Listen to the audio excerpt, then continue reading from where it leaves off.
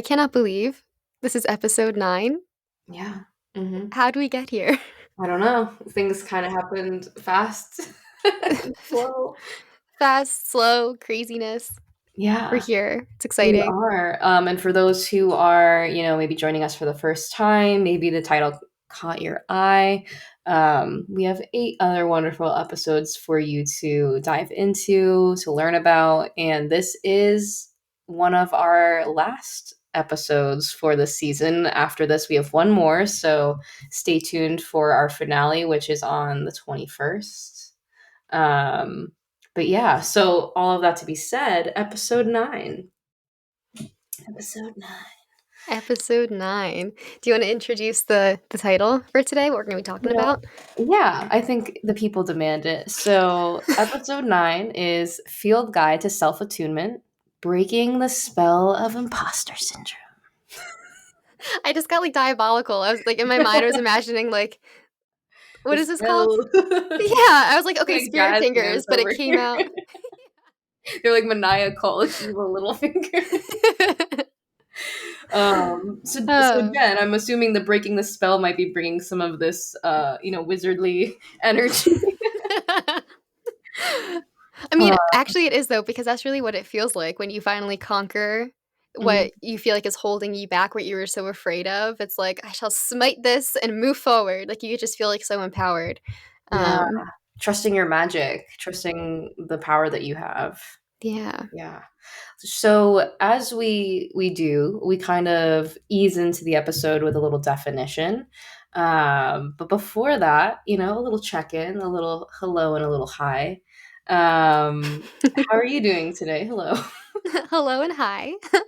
I'm doing good. I'm really excited. Yeah. This is a fun topic for me. I feel this is like an undergrad. I did a project on this, and then I did it again in grad school. And I work with a lot of people in the business world. Um, Yeah.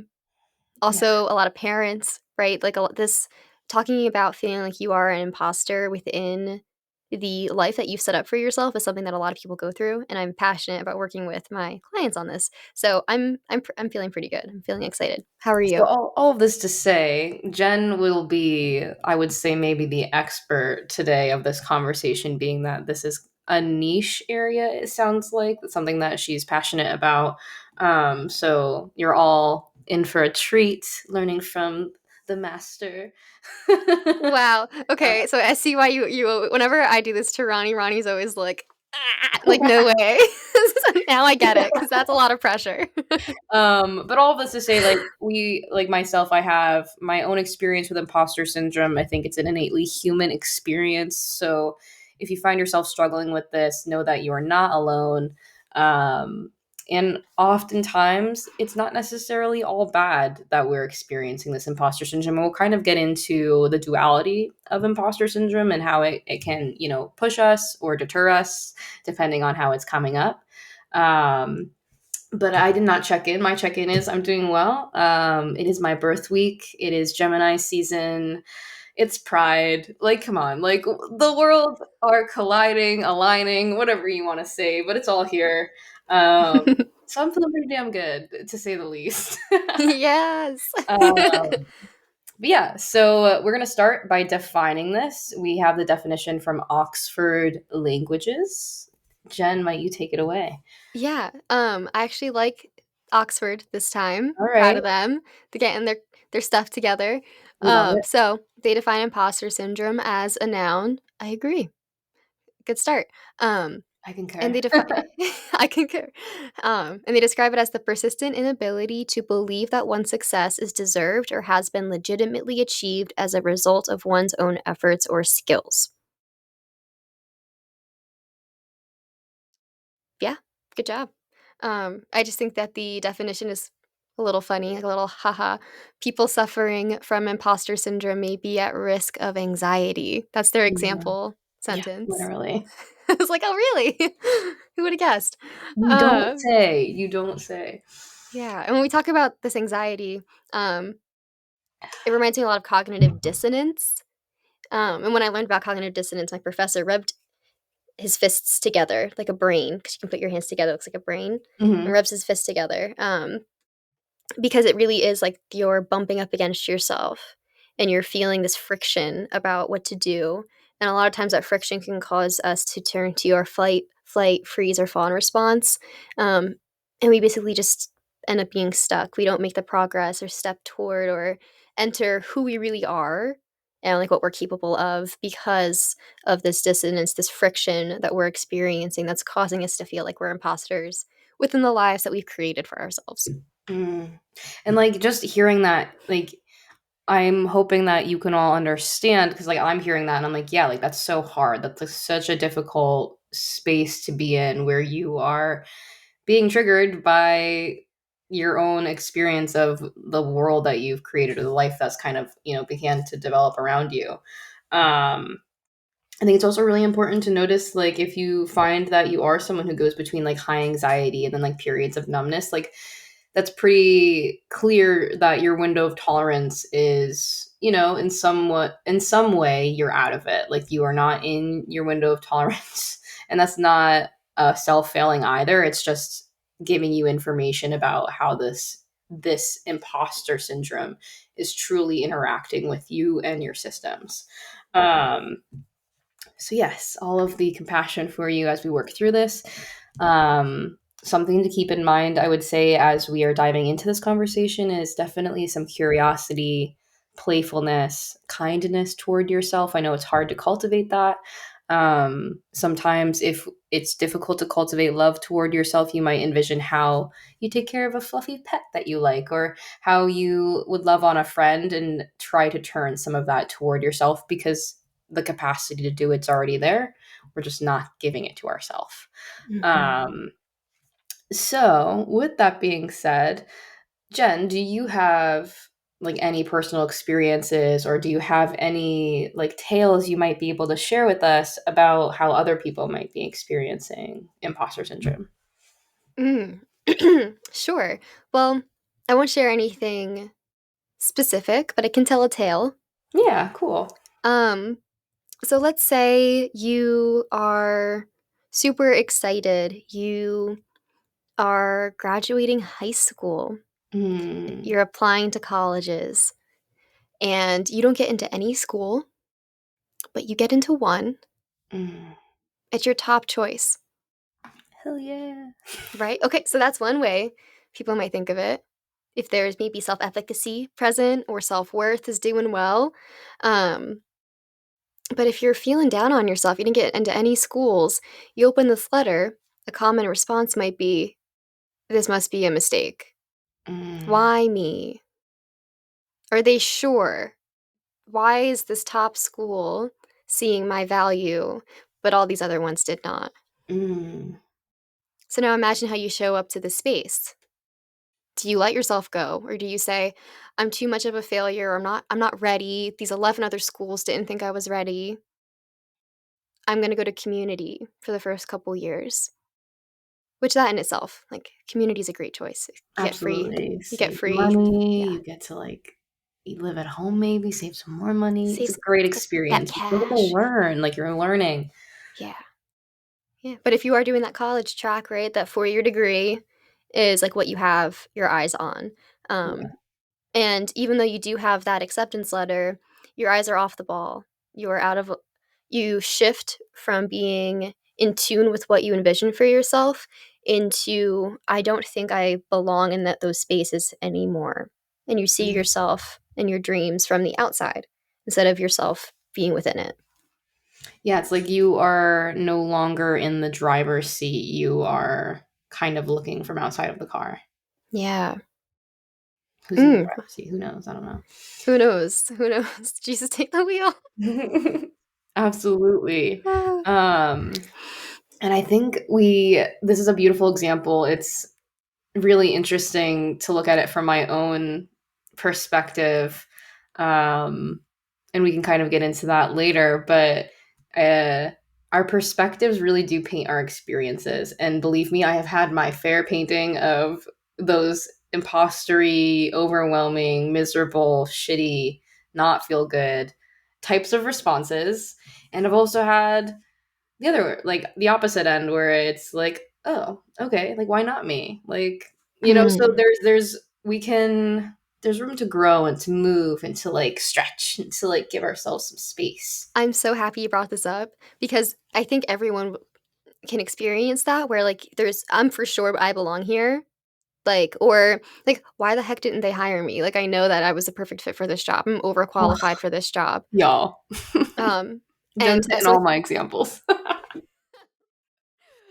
so that's like when you said before it gives you information, the what the thoughts and the emotions are from the imposter syndrome. It's giving you information into what your insecurities are and what parts of Mhm. yourself need to be illuminated and loved on so that you can grow through it so that you're not feeling stuck in your potential. You're able to Mhm. actually take that potential and harness it and again, like give yourself the life that you see, that you dream of. Also, I really, really just love that you went to loving those parts and like loving yourself and leaning into how to take care of yourself because having insecurities is okay. And also, there is parts of you that are needing that love, that are needing that attunement, that are needing attention. Um, Mhm. as opposed to our maybe impulse, which is to turn away from that experience and shift into something else or to, move out of it as quickly as possible. Yeah. I see that we have written here buying into the imposter's ruse. Mm. I love this wording. Yeah. It's so And easy. It's so yeah. easy to just um when we think about cognitive behavioral therapy, CBT, um, it's where our thoughts, our feelings and emotions, sensations, and behaviors, they all occur at the same exact time. And I think Mm, it's so easy to buy into the ruse of the imposter syndrome because the voice of the imposter in our mind will just like throw out something, a little bit of self doubt. We may not even hear it or notice it or really like allow it to resonate. mm. However, we back away from what we want to do. Yes, and I also want to tag on to this that the imposter isn't always necessarily taking things from your own head, to so to say. It's also taking external experiences and exchanges and creating a narrative around them. So say like Mhm. you, like we were talking about, you don't get into this school, that's painful, that sucks. And then you get into this one that's your top choice, you really want to, but the story is then like I don't belong, I'm not worthy. Like it begins to then take the shape of like you are not a fit. Like this is not right. And that's the ruse. And we buy into it because it's a really convincing narrative. Like it's a salesperson. Like they're up there like giving it their all. And we don't really have another voice in our head that's always advocating the opposite to be true. So we have this really strong, really loud voice saying, here's what is happening here. Like this is Mhm. it. They don't like you. You don't belong. You're not worthy. You're not smart. You're bad at your job. Whatever. Like there's so many things it could be. Versus the why not me? Mhm. What if I do belong here? Who's to say I do not? I've Yeah. I've gotten in. Like that's step one. Like that's step one to belonging here. It's like I have gotten my entry. Um, so part of that, I think, as we were talking about, is tied to self-esteem, self-efficacy, and self-worth, which you might be like, oh, these are all the same things. Fear not, my friends. It isn't. So Jen and I both took classes together when we were in our undergraduate programs, and we were fortunate to have a lot of young professors who were really on fire for the field, really on top of their education. And one of the lessons that stands out for me was when we learned about the difference between self-esteem and self-efficacy and how these things are developed. Jen, I see a little smile happening on your face. Do you have anything that you'd like to add here? Well, I've already talked about Dr. Altz before. Shout Mhm. out, using your name this time because you deserve it. Um, I would really love to hear what your memory is of when we learned Yeah. about this. So self-efficacy is through the trial and error of doing things. So it is showing yourself through the doing kind of a thing. Whereas self esteem isn't necessarily based on those kinds of like solidified types of data. It's more like fluent to me. Like that's kind of how like I have taken it in. Is there anything that's coming to your mind as I'm like saying these things that could be added? Yeah. So with self-efficacy, it's the belief that you can do what you want. Self-esteem is how you think about yourself, what you believe about yourself. Yeah. So, for example, I can believe that I'm a failure, but I Mm, also know that I can go to work every day and do my job. yeah. Those two things can exist at the same time, and that's the difference between esteem and efficacy. And now when we talk about self-worth, um, Yeah. those two collide, the self-esteem and self-efficacy, because let's think about it, right? If I inherently believe that I am a failure and I know that I can do my job well, what do you think that would say about my self-worth, Yeah. right? Okay, I can do things that I don't care about, Yeah. or I can do things that seem easy.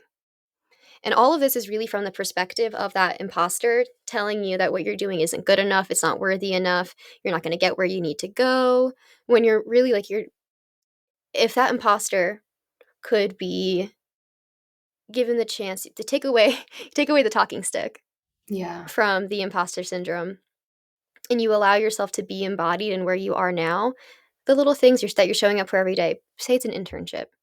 Say it's the job that is helping you get to where you want to be in your career, right? It could be saving up. It could be your waitressing job, right? You wake up at 4 a.m. and you're like, this is so freaking horrible. I do not want to be here. However, that money that you got over those 3 years working there is what was your down payment on your house, right? You have no idea what that could be getting you toward. However, you just feel like you're unworthy in who you are in those moments. Yeah. Mm, absolutely. And I think it's interesting because I think these things can be easily like overlapped, like esteem and efficacy. It makes sense that they can kind of begin to seem like they're the same thing. But I think it's really important to know that the efficacy is your belief in your capacity to execute Mm. the actions that you want to like get to where you want to be. So like it's something that can be built through the efforts. So like you can build up your self-efficacy by doing the things. And like Jen was Mhm. saying, like even though it might not feel good always showing up and it might not always look the way that we might want it to, the end result is to be like, wow, like I did do that. I was so capable of doing it. And like taking that and paying it forward and like investing that into your like little self bank. And the Yeah. esteem is the confidence in your worth, your abilities, your morals. Like it's the beliefs as opposed to efficacy being rooted in not just a belief, but like a knowledge. Like Mm. belief to me feels like it could change. Knowledge feels as though something it's like you have incorporated into maybe your self esteem. Like I feel like efficacy can be incorporated into our esteem. Like it can help Yeah. support the other. I have a good example of this. Let's Bring it say, in. this is one that I experienced recently. Mhm. Um, I and so you have an idea of something that you want to do. It could be like, I want to paint. I want to play piano. I want to go for a run. Oh, I'll do it later. Yeah. Who do you think came in there? I even felt it saying it, even though it's not my current experience of like denying myself of what I know I can do and what makes me excited, what I want to do.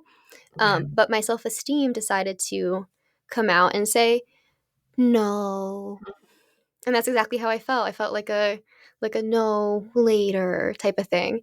And that's where the self-esteem and self-worth decide to come in and break down that efficacy. However, there is an inverse, which is really cool. You can build your self-esteem up and your self-worth up by trusting in your self-efficacy.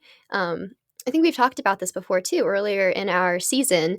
Um, Mm. Small little things to do every day, achievable, tiny, tiny tasks that help you believe in yourself more, have more faith in your ability to align with your goals and see through a goal. Yeah. So that could be Yeah. like, um, if you're depressed, making sure to brush your teeth. Um, keeping makeup wipes, if you're someone who wears makeup, next to your bedside table so that even if you're not going to get up, if you can't get out of bed before you fall asleep, you can wash off that makeup, right? Like giving yourself those little things. And Um, also, like, the yeah. brushing the teeth, I love, like, you can have, like, little, like, toothbrush, like, things next to your bed. You can use literally a washcloth that's clean just to wipe your teeth down, because it's not necessarily even about the tooth brushing, it's about just getting the teeth clean in some way, and that will Mhm. do an effective enough job than not doing it at all. Yeah. And Uh, this is a great example of it could be like what other people might see as like bare minimum.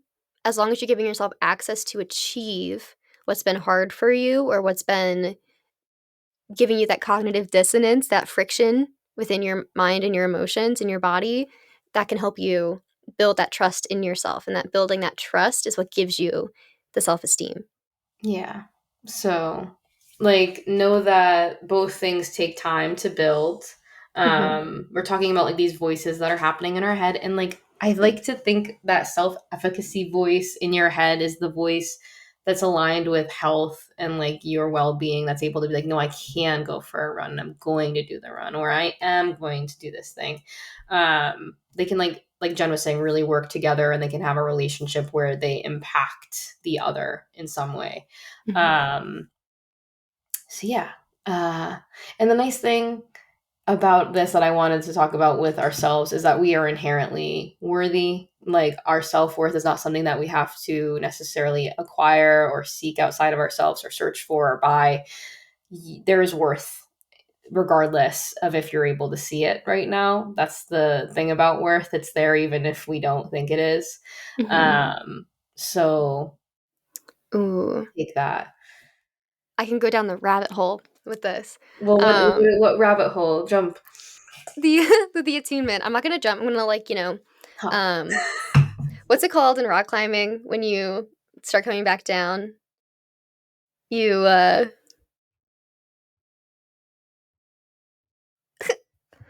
I'm going to ease myself down Like, I don't so know I what. can climb back up. So you don't Okay. like because this could be a whole other episode. Um, but I'm thinking about attunement here, and I've lost myself. Hold on, wait. Where were where were we? I said inherent worth, not acquired. Mhm. So take that. No, Yeah. Yeah. don't do this to me.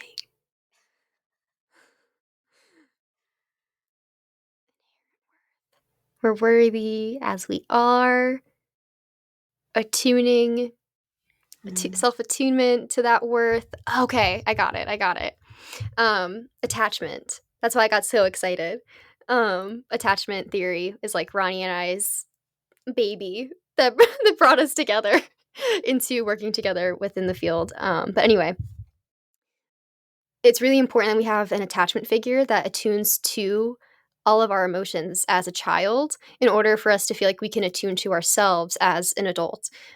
So this could be something else that's being illuminated within an insecurity that you're experiencing that's creating imposter syndrome to exist. So this stuff can get really, really deep. So as we're going through this episode, we're talking about things from the level of education and self understanding. And then I'm inviting you to take notes, to know when you need to take a pause, but take what you need, leave what you don't, and maybe talk to a trusted friend, support system, therapist if you need to, with the knowledge that you're gaining from today. Yeah. Mm. Yeah. um, and I see like we're kind of start easing into our brain and our body a little bit more. Hmm. We have a couple things here that we want to like kind of tie into this imposter syndrome idea. So Jen, concerning this, I feel like this was, something that you were hoping to flesh out. I'd love to hear where you were going with this. Yeah. So, I kind of mentioned it before how the thoughts, feelings, behaviors all happen at the same time. Um, what this means is when we're in our fight, flight, freeze, or fawn response, we only really tune into one, and then our nervous system shuts down the rest. So it's I'm a failure. Well, maybe your emotions tell you that that's not a correct thought, but you don't get to feel that. You Hmm. feel the numbness, the running away from, the avoidance of it, of thinking that you're a failure. So you turn a blind eye and you get to miss out on finding a deeper truth or self recognition. That efficacy doesn't have time to come out. It's really just your self worth or self esteem that takes the floor. So, behaviorally, what would our self worth, self esteem, that imposter syndrome look like? Not applying for the job, Yeah. not reaching out to that friend after there could have been a disagreement. Mm. Physiologically, panic attacks. Yeah. It's huge. And that's that when I was talking about that friction, that's the part of panic where our brain is not able to connect our thinking, because that's actually one of the cool things that happens within our nervous system. All of our energy needs to go into protecting ourselves. So our ability to tap into our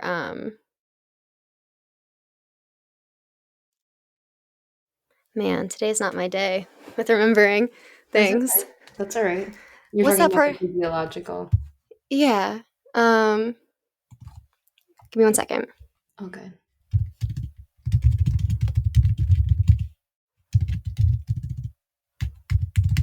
She's on the move, y'all.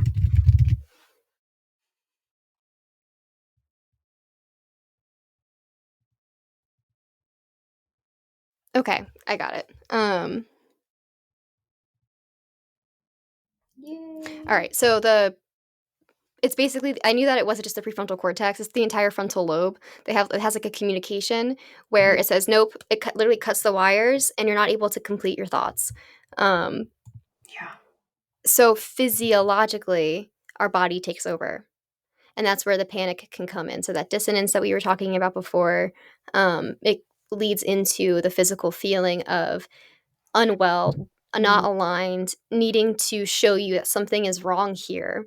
So let's say I feel like a failure and then I enter a panic attack.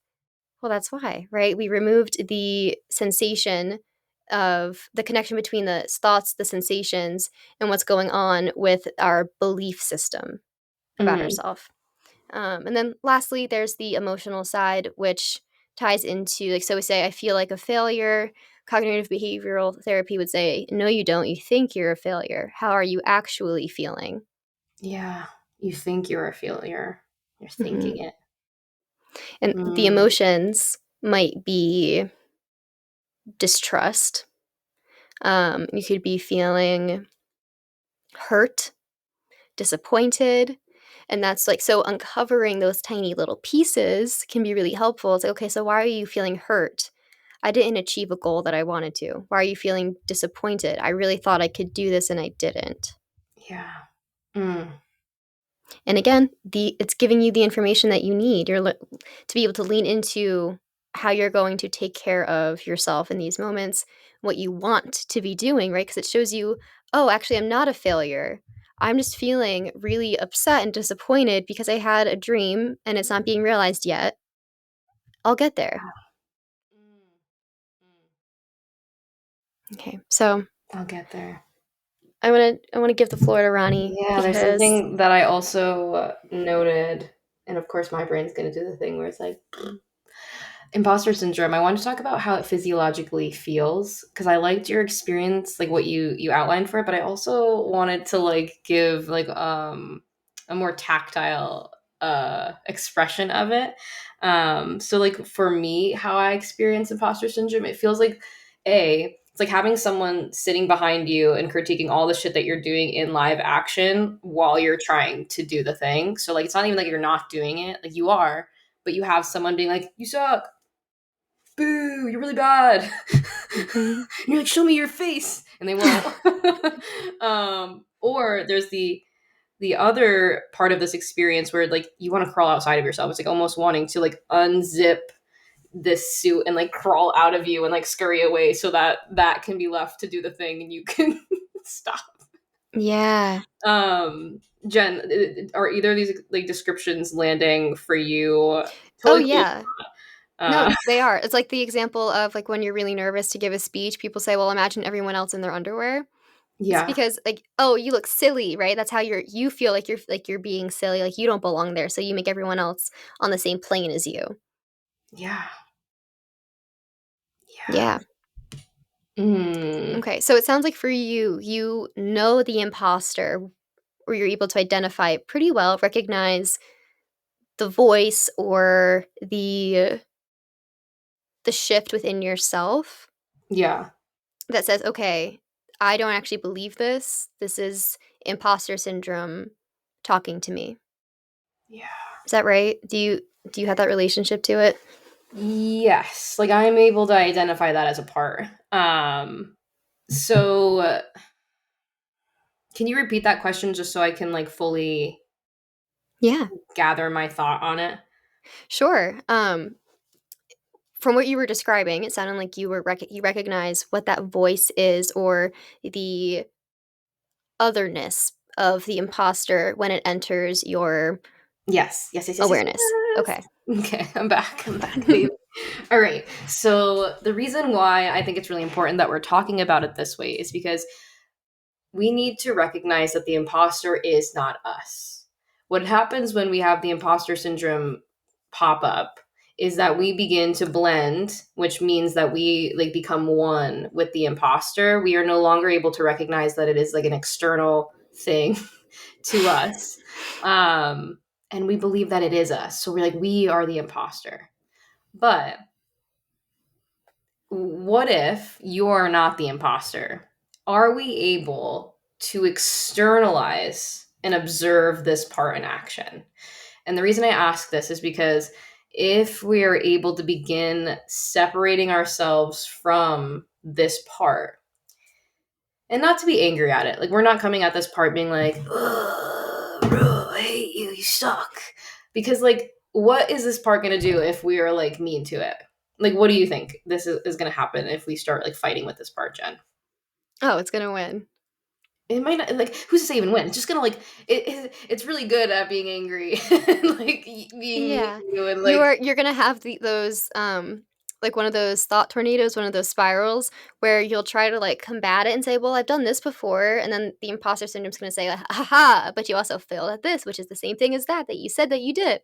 Right? It's yeah, we get stuck in it. yeah. So like what I will invite into it. So like I want to this is parts work. So let's hold on to this idea that we are not the imposter and that the imposter is a part of a like us. It's part of our system of like our being. We want to try to approach this part with curiosity. So sometimes cultivating curiosity can be hard. So I would say step 1 of like this process. Say we are able to notice this part. But to be able to get to it, we have to start with step 1 is we're going to sit with ourselves and we're going to find in, on, or around our body where this part might be. And this just noticing, just doing a scan of your body, looking in places and noticing if anything needs your attention and where we're noticing it coming up. This might take a very long time to get aware of. And notice it might not be a sensation, it might be a thought, it might be a feeling, it might be an urge, it might be an impulse, it might be like something physiological. So, like, it can present different ways, but allow yourself to notice and then focus on one at a time. So, we might then begin to focus on this imposter. How does this feel? Like, can we like can we see it, like can we start to flesh it out, like what does this imposter look like to us? And this all might take time. Like some people find that it's really difficult to envision, some people find that it's very like easy to envision, like oh my god, I already know what it looks like, I already know what it feels like, this is what it looks like. So like the really important thing I want you to notice, because all these things are going to take time, like finding them, focusing on them, fleshing them out. This is like more independent, takes time, very little, slow is fast kind of work. But I want you to notice, how do I feel towards this imposter syndrome? Hmm.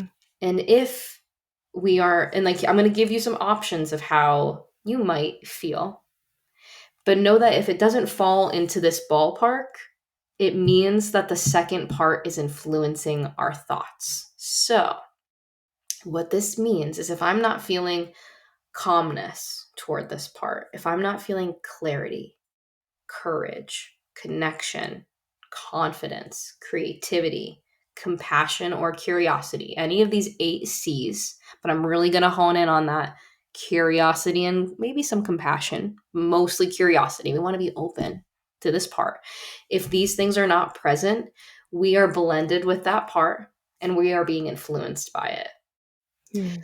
So, then what I'm going to ask you to do is can we ask this part, be like, hey, are you able to like go outside of my mind room? I just want you to open the door. There's going to be a window you can see in, but I just need you to like step outside. See if it's willing to relax. So that's what that is asking it to do. It's asking, can we separate ourselves for a moment? You're still with me, but can you relax? And if it's not willing to relax, we might need to really sit with this part. So we're going to stop here because we're not going to be getting into, and this is IFS's deep work. If it will not relax, it might have things that we need to do, things that we're not doing. There's a reason why this part is not relaxed. Mm. So we might have to come back to this part. And oftentimes you do have to come back to this part because, like Jen said before, we are establishing a relationship with ourselves that is literally founded on lack of trust. We don't trust that we're capable of doing the things we need to do. We are fearful that we can't accomplish. Like there's so many really big things here. There's a reason why this part is doing this job. It's Yeah. helping you in some way. So like that in and of itself is good to know because these reactive parts, like this imposter syndrome is typically like a reactive type of part. They need to be felt. They need to feel like they're heard, like they're validated, and staying with them until they're willing to let us get to know like other parts of ourselves because they're protecting us. So, Yeah. Jen, do you have any questions? This is a lot of stuff. I know like IFS is not necessarily your realm, so you might have some questions that could help the listeners. Well, instead of a question, I was actually thinking I would offer what I was imagining just to see if anyone wants to, like, it's like a baseline, a check in to see if they're on the right page. So I'll share with you, Ronnie, what I was learning and imagining for myself, and then you can give some direction if needed. Yeah. Okay. So I was imagining my imposter part as myself afraid. And as we went through the exercise, when I allowed it to have a voice, it said, I don't want to disappoint the people who have supported me to get to where I am today. Mm, And that sounds so different than saying, I'm a failure, I'm going to fail. yeah. It's that you love people and you don't want to let them down. Mm. And then that's where it shifted to compassion. Yeah. And like what I'm going to invite you, I want to pause you there. How did you tend to that part? Because the compassion is like literal, like you extending that internally toward that part. Yeah. And Well, then I so, would be oh, sorry, go ahead. curious, the second part of that is how does the part respond to that compassion? Hmm. Because it might not accept it, it might not be ready. But I would be curious about you offering validation to that part right now, like internally saying, like, wow, like I totally see you, I hear you. Like, of course, like it can be really difficult to let people down and feel like we, might not be doing what we think we like, whatever you like internally need, like give yourself Hmm. that. And then I'd be curious to know how your part responds. Yeah. So I was fortunate enough that it went to compassion. For other people, it could have gone to a place of anger, self blame, some shame. It would have been maybe if it went that route for me, instead of, I don't want to disappoint the people who have supported me, and then me wanting to be compassionate to myself. Um, it would be, you're disappointing them already because you're not doing anything. That's Mm, another way that I could have heard that same thought. yeah. And again, if that's coming up, we know that that reactiveness is being, we're blending with the part. Like our having those big feelings toward it is an indication that we're blended with Okay, it. so what would you recommend someone would do next? So when that reactive part is, not relaxed. We want to inquire if it's willing to give space or if it's willing to relax. And if it's not willing to give us space to like interact and like do that work, it's going to be working directly with that part to hear them out. What is your job? What would happen if you didn't do this? How do you help us? What is your Hmm. role? What might you rather be doing? And these are questions it might not be willing to answer. But again, it's a willingness to keep coming to these parts. You're building a relationship with them. Like for so long, we've pushed them away, or we felt really bitter toward them because of how we feel in response to their job and what they do. We can't expect to have a relationship with them after checking in with them one time, Yeah. And or I for them to also trust us, because it's like any other relationship. You have to build rapport. You have to build the bridge of like, hey, look at this is my self efficacy. This is me believing I can and me following through and showing you I can run the ship. I'm capable. We don't have to use this skill to motivate me anymore. Hmm. And it might not look like that. It could look different. Like all of our journeys are going to look really different. And this is like not a one done kind of thing. So that's the difficulty in some of this is it takes time. But essentially we're trying to befriend this part. Like we're trying to get to know it. We want to know about it. How did you get this job? How effective is this job? If you didn't have this job, what might you want to do? How old are you? Mhm. How old do you think I am? What else do you want me to know? Sometimes Mhm. these parts think that we're really young, but we're not. And what Ronnie's getting into now is like deeper into like the theory of parts work and how there's all these different roles within us, different parts of us. Different Um, systems. Yeah. Yeah, and how they interact with one another to try to help us live a safe, successful life. And sometimes, if we have gone through different traumas or experiences that lead us to have um, reluctance toward or need to be put in our place in certain things, because sometimes that realistically does happen. We do need that help to stay on the course that we're setting for our lives. Sometimes they're not always helpful. They can be not kind to us and take us on a direction that's really we're not driving the car at all anymore. We're in park, we're in the passenger seat. Yeah. They're not always helpful in a healthy way, but they're always effective. They're Yeah. very good at doing their jobs. So the really important question is once you get to this place, what is this part afraid of? What does it want for you? And what will happen if it stops doing its job? And this is a key question that's going to help us see any polarization that's happening here.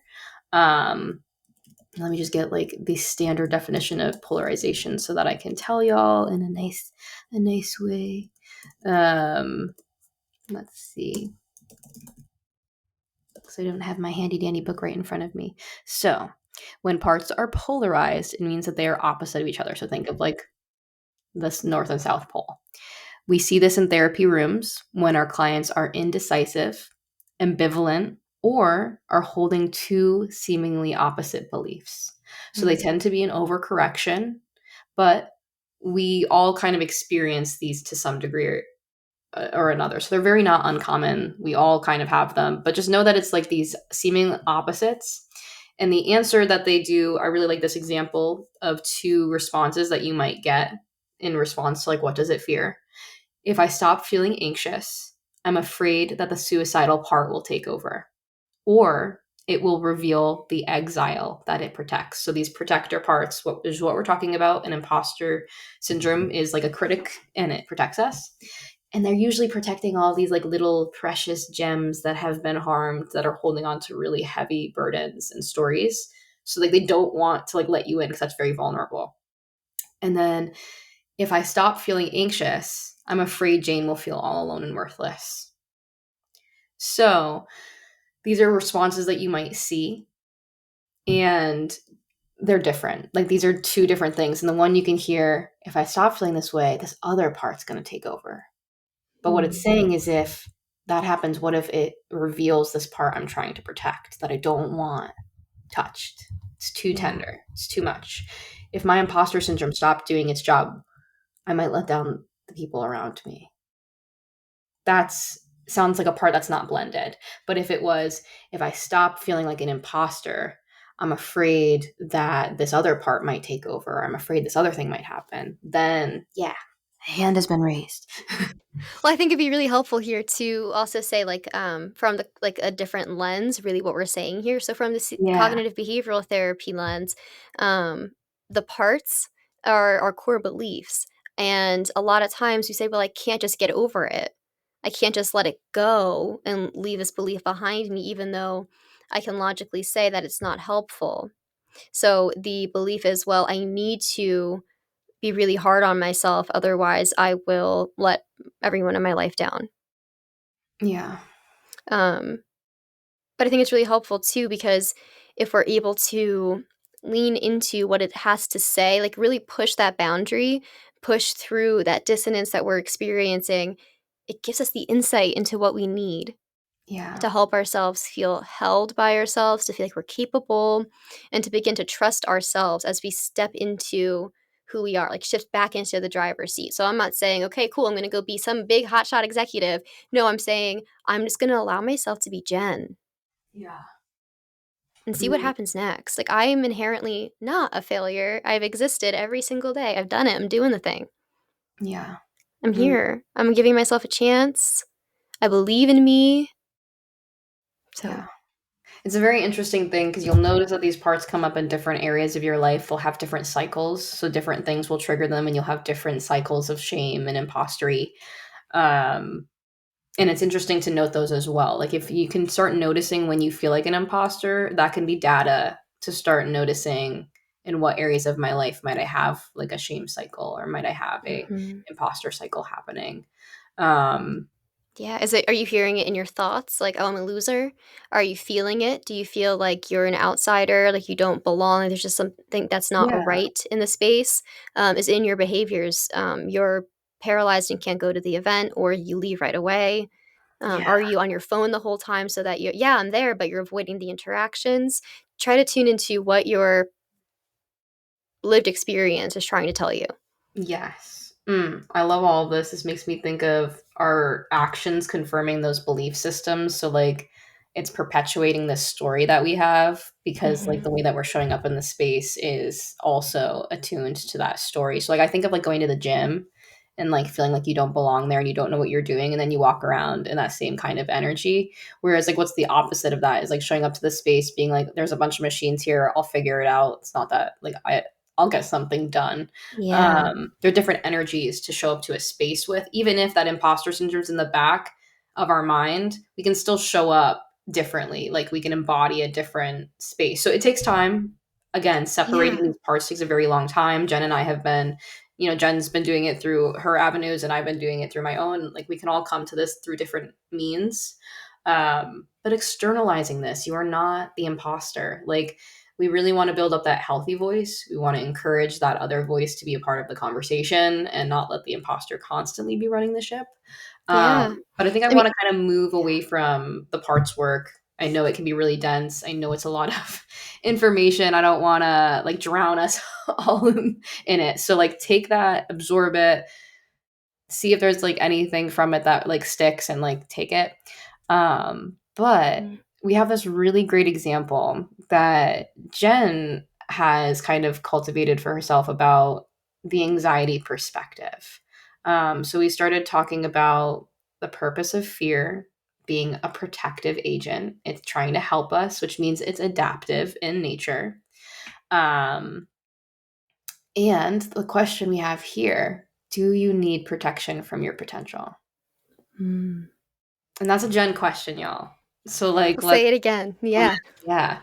Do you need protection from your potential? Mm, Because when we think about it, we have ideas for a reason. Things spark in our mind and we're excited about it. And then that excitement is met with doubt, shame, guilt, all the reasons why it's not a good idea to do it now or do it ever, why we're going to fail. yeah, Remember, our fear response, our nervous system kicks in, and that's where the avoidance is coming from. So when we yeah. really break it down to its essence, do we need to be protected from our own potential? Mm. And we know it's our potential because it's our idea. If we And can this think is like of it. this is us coming to the imposter syndrome just from a different way. So like we're and pretty much viewing it through the point of like aspirations and dreams, kind of like things that you desire and energetically are pulled toward, but fear is like a deterrent for that. So like this is Mhm. a different kind of imposter syndrome from like our day-to-day stuff, but it's a very much prevalent type of imposter syndrome that can like really bar us from that, what's on the other side, like what could be. It's making me think of risk analysis. Like we're Mhm. constantly assessing for risk and making decisions with that, which can be a good thing, and it can also be a deterrent in some cases. Yeah.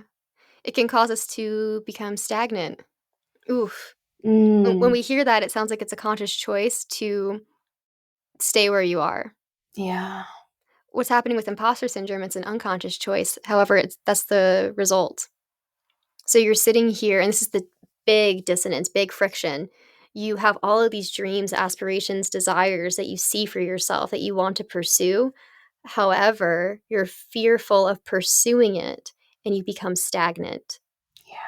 And it's the reason why we're beginning to have that friction is not because we are an imposter necessarily in the sense that like we are, but it's almost like we're an imposter because we're not willing to step into the potential that we see, or the ideas Yeah. that we have, like the things that are really setting our souls and our passions on fire. We want it so badly, and it's like we're throwing a fire blanket over top of it and saying, "No, you can't Mm. do it. Why Yeah, even try?" and just imagine how that feels. Like, imagine, like, I really want everyone to take a moment and imagine the felt sense of something that really, really sets your soul on fire, that burns your passion, that you just can think about it. It's just like immediate, like you're just attuned into it. Like you were like, and then you throw a blanket over that fire, and how that feels to feel that the small embers of a once large flame just holding on for dear life, hoping for a gust of wind to reignite them. Mm. And the crazy thing is, we are not always the gust of wind. Sometimes the gust of wind is like our relationship. Sometimes the gust of wind that helps rekindle that fire can be therapeutic. It could be this podcast. It could be lots of things. Oh my goodness, the relief of being able to say out loud to a trusted loved one what your imposter's voice is saying can be the release in itself that you need in order to Yeah, step into where you wanna be. Willingness, I'm so happy you brought that up, Ronnie, 'cause it's huge. yeah, Okay, great, I'm at this point now where I can see it, and I'm gonna try. You need that willingness to continue to show up. So, the avoidance, no doubt, is gonna pop up every single time you step into the next step, the next step, the next step of making your dream happen, yeah. and it's being willing to say, "No, I am choosing to not need you today." And also, like, can we lean into the idea that this fear, again, there is utility in fear. And so, like, we can hold space for that because it kind of helps us to consider things. Like, Yeah. fear can really be a motivator to, like, give an Well, it analysis. shows us that it's so important to us. Yeah, yeah. Like, I am afraid not because I am not capable. I am afraid because this matters to me. This is something that I want and desire, and if it doesn't happen, that sucks. Like, that might feel bad. That might feel uncomfortable. And, like, of course, we want to avoid discomfort. A lot of times, what we're doing is to avoid discomfort. But can we commit to the idea of things unwrapping and unraveling in ways that we cannot futurely predict? Because a lot of this is based off these like ideas that we have. We're like predicting the future of what we think is going to happen when we really Mhm. have no idea at all what the outcome of a situation is going to be. Like, you might just be afraid because you've not done it before, not because you can't. Yeah, Like, unknown's scary, and that's like okay. So like that could be like we're getting into a lot there, but I think the it's great. duality here I think is really important to consider. Is like Jen was saying, it can be both a driving force and a brake. Mm, It's up to us whether it's the gas pedal or the brake, like how we're going to use it. yeah, and it So, really helps us too, like, it's like a reality check. If we allow ourselves to objectively listen to the imposter's voice, it can tell us, you know what, yeah, I've been stagnant, right? That's where we know. That's where the brakes Yeah. come in. Mhm. Lift it up a little bit, maybe go like 5 miles per hour, but like tread into that zone of discomfort and listen to what it has to say, because maybe that's gonna show you why you're not pursuing your dream, what you think is gonna hold you back, what your fears are to face it. And guess what? You have 3 steps right there of, okay, I see these are my roadblocks, my hurdles. Plan Mm. to address them. Yeah. Like you that right Mm. there, by facing what your imposter syndrome is telling you, you're getting your plan, your roadmap, the insight that you need in order to pursue being who you wanna be. Mm. So this brings me to a wonderful example, and we're gonna end on this example and move into our last little thing of this episode, attunement. Think about yourself and your imposter syndrome or this fear as like a tuning instrument, something that helps you to get into a tune. So think of yourself almost like a ukulele or a guitar, and we have to sometimes you can pick them up and they are ready to be played. It's like you can step up there, there's no imposter syndrome. Like you're just like, I know I can do this. That self-efficacy is there's like cling. Other times you pick it up, it's like it's just like not the right tune. It's you're like, oh god. And we're not like gonna beat up this ukulele and throw it in the garbage because we're like, you're out of tune, you shit. No, we're going to get our little tuner, we're gonna sit there, we're gonna pluck away at the strings, and we're gonna tune it so that we can play the tune that we want to. But we have to do that work. So like think of all of this as the ability to begin to tune in, to string those chords, to notice what's coming up. How does it sound? How does it feel? And notice, is my imposter syndrome holding me back and causing me a lot of suffering, like detrimental to me? Or is it helping me to consider where I'm at? Is it helping me to craft? Is it helping me to move forward? Like, what is it doing? I'm just Mhm. considering that. I personally am not motivated well by meanness. So, an imposter syndrome, like a critic, isn't really very motivating for me. It's quite demotivating. So, you might be similar to that, where you're like, actually, kindness helps me. And it takes time to get there. But as always, awareness is key. Awareness is our steps. So, Yeah. Jen, any Yeah. thoughts, any words? Yeah, absolutely. Oh, a lot of times, right? So, what we're talking about here, imposter syndrome falls under anxiety. And a lot of times we feel that frantic energy and feeling scattered. It's hard to gather our thoughts. Um, and what we're presenting to you all here is, can we attune to them? Yeah. And that can be through journaling, it can be through therapy. Another more approachable way is through sound healing frequencies. Mm, mm, mm. Um, because what this does is it'll give your energy something to grab a hold of. Yeah. It so we can like then tune into the frequency. One that's really great that we're going to be doing today is the heart chakra frequency.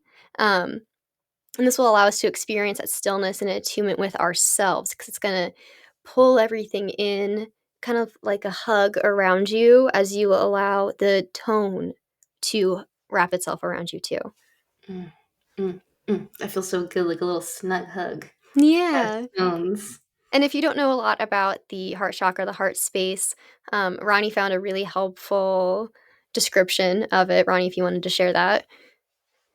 Yes, I would like to share that. So we're going into the heart space, like Jen said, and this space is about pure love and acceptance within yourself. This is where healing can take place for both ourselves and others, which is a beautiful thing. Holding heart space in your life happens through nurturing love in what you choose to witness, what you choose to listen to, and what you choose to become. And it happens when you are aligned with your values. So like this is a lot here to really take in, but know that just by like being here, just by being open to this conversation, you are already on that path wherever you might land on it. And all of this can be conversations and like little things to learn. So like your values are something that can continue to grow and expand and to like change as you do. So like let yourself lean in. Um But yeah, that's what we're doing here. So Jen, if you would please, take it away, take us where we're gonna go. Yeah, so I encourage you as we listen to these tones together, breathe. The tone is going to naturally regulate your breathing for you. So just be curious, be open, and allow yourself to find a place of alignment with the tone and then really within yourself. And if you need a little bit more guidance with your breath, try to breathe into your heart. You can imagine it like a drop of water in a still lake. Imagine that ripple and try to breathe with those ripples, breathing outward and coming back in. Mm. Okay. And now we'll begin.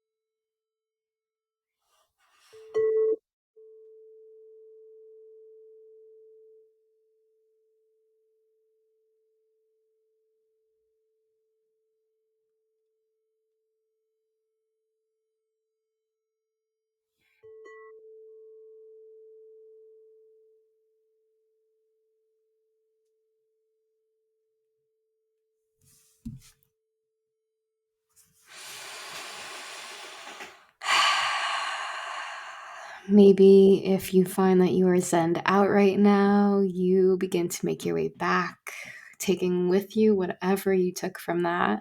Thank you, Jen, for the beautiful healing frequencies. For those of you who do not know, we will be doing more of these types of things in a more like event type of setting soon this summer. So keep an eye out as we begin to develop that. But as we, begin to send you away into your world and bid you your farewells, remember that self awareness is your compass that is always guiding you back to your center. Understanding your own rhythms is a true strength that will help you to navigate your emotions and reactions. Mm.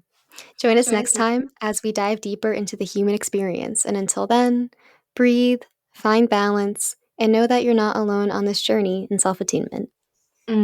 Love this episode. Share it with a friend who wants to ride the waves of awareness with us.